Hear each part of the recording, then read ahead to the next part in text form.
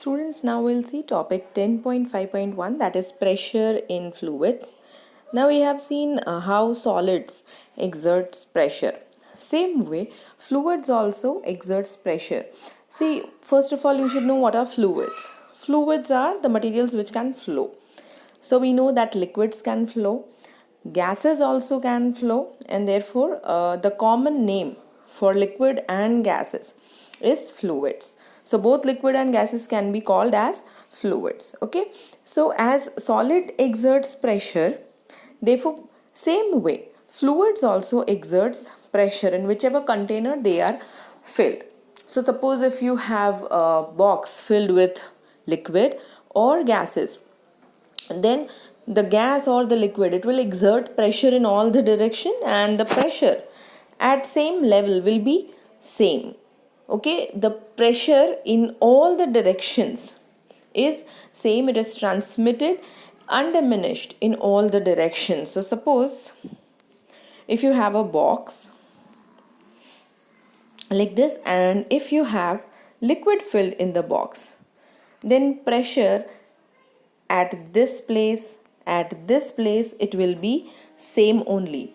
Pressure on the wall, on the sides of the container, that is here and here, also will be same if the level of the points is same. So see, suppose if I consider this point and this point, then both these points are at same level. So everywhere on this line, the pressure exerted is going to be same only. Now, what amount of pressure is exerted by fluids? The formula is this. P is equals to, pressure is equals to H rho G, where H is the height.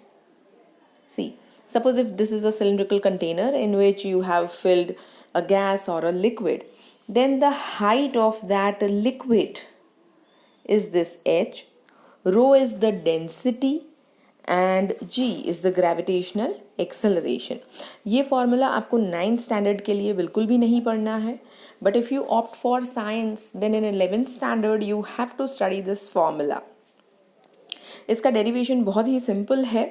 यहाँ पर लिखा हुआ है, see pressure is equals to क्या होता है, force per unit area. ये तो हमने ऑलरेडी पढ़ लिया है. सो हमें फोर्स का फार्मूला कैलकुलेट करना है. So what is force, just see here, force is equals to weight, और वो क्या होता है, मास इनटू ग्रेविटेशनल एक्सेलरेशन. अब जी, स्मॉल जी, ये तो हमको पता है, बट हमें मास कैलकुलेट करना है. सो मास कैसे कैलकुलेट करेंगे? मास, मुझे किसका मास चाहिए? ये जो लिक्विड यहाँ पर हमने फिल किया हुआ है, या तो गैस, जो भी हमने फिल किया है, हमें उसका मास चाहिए. So how will you calculate mass? So वो हम कैलकुलेट करेंगे from the formula of density. Density क्या होता है, just see here, density is equals to mass by volume. This is the formula for density. Now from that, if I make mass subject of equation, then mass is equals to density into volume. Density का symbol हो जाता है rho. So mass is equals to density into volume. ठीक है. अब volume मुझे किस चीज़ का चाहिए? वॉल्यूम मुझे ये वाले रीजन का चाहिए. सिलेंडर का वॉल्यूम नहीं चाहिए. ये जो ब्लू कलर का आपको पोर्शन दिख रहा है, जो लिक्विड है, मुझे उसका वॉल्यूम चाहिए. उसने कितना स्पेस ऑक्यूपाई किया है. So volume of this cylindrical column, ये जो ब्लू कलर का दिख रहा है, क्या हो जाएगा उसका formula? It will B area into height. So volume is equals to area into height, therefore mass is equals to what? Rho A H. अब मुझे मास मिल गया है. सो अब हम उस मास को यहाँ पर सब्सटीट्यूट कर देंगे इस फॉर्मूला में. तो मुझे क्या मिल जाएगा? वेट. वेट मिलेगा, मतलब मुझे क्या मिल जाएगा? फोर्स मिल जाएगा. So instead of m I will substitute rho A H. So I will get force as rho A H into G. सो मुझे फोर्स का फॉर्मूला मिल गया है. अब मुझे क्या चाहिए? अब मुझे प्रेशर चाहिए. सो आप देखो, प्रेशर का फॉर्मूला था हमारे पास, force already we have obtained. So substitute the value of force in the equation of pressure. So ऊपर नीचे area area will get cancel, तो प्रेशर कितना मिल गया, h rho g. But this derivation you don't have to study in 9th standard, okay? But it was very easy, so we have discussed it here.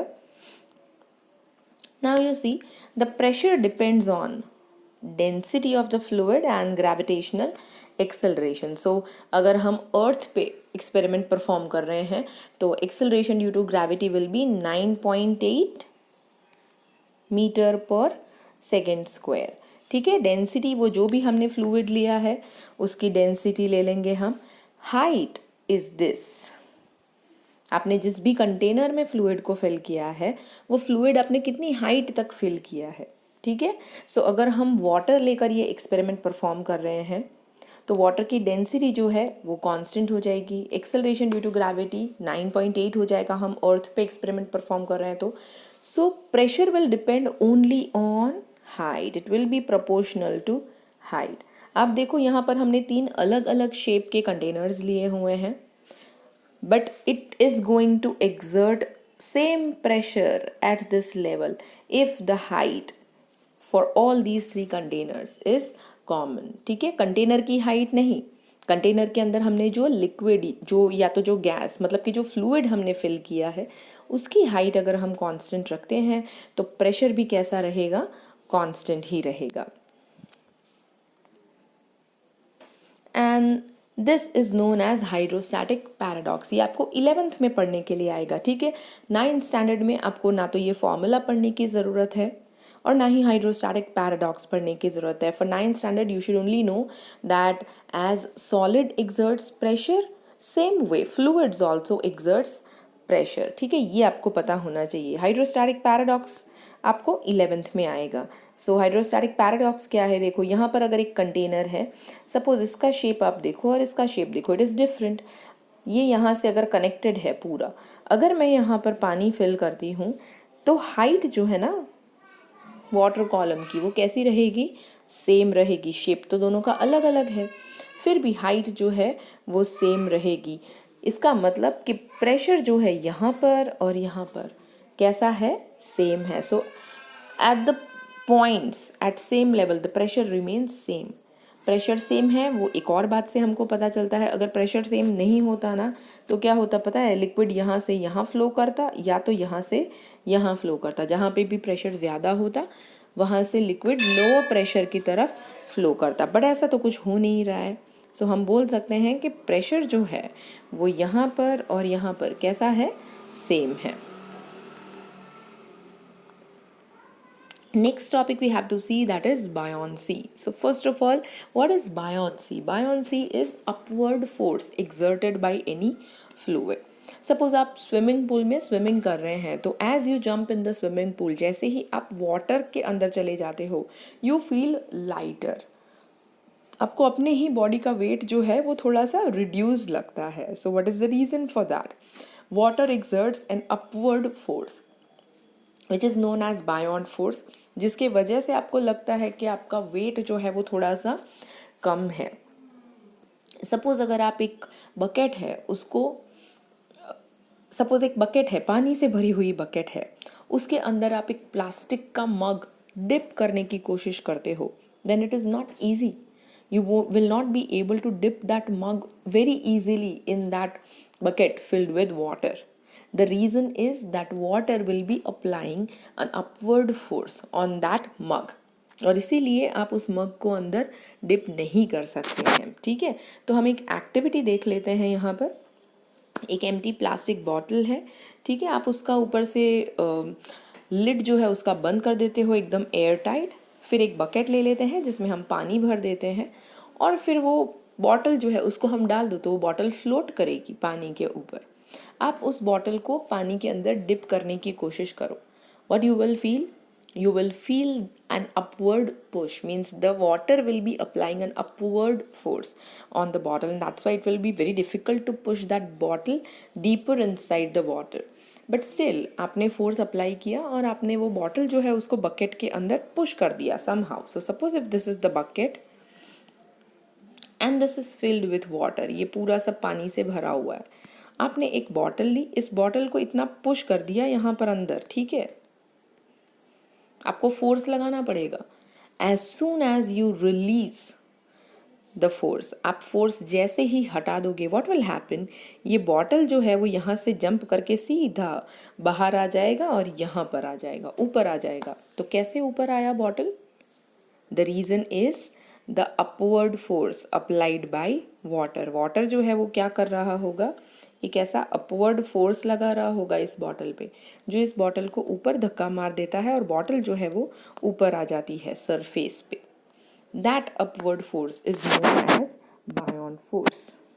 So you can see the definition of Bion force. It is here.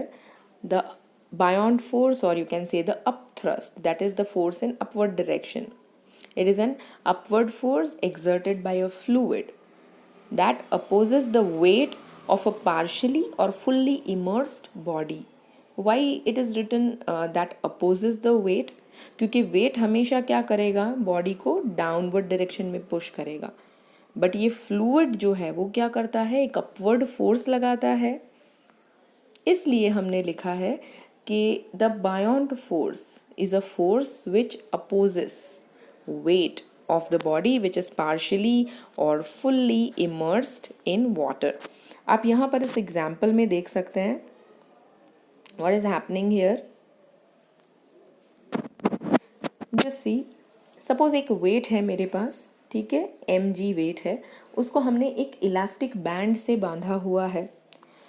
अब same wait को हम एक beaker में dip करते हैं। देखो, beaker में हमने कोई भी लिक्विड फिल किया हुआ है।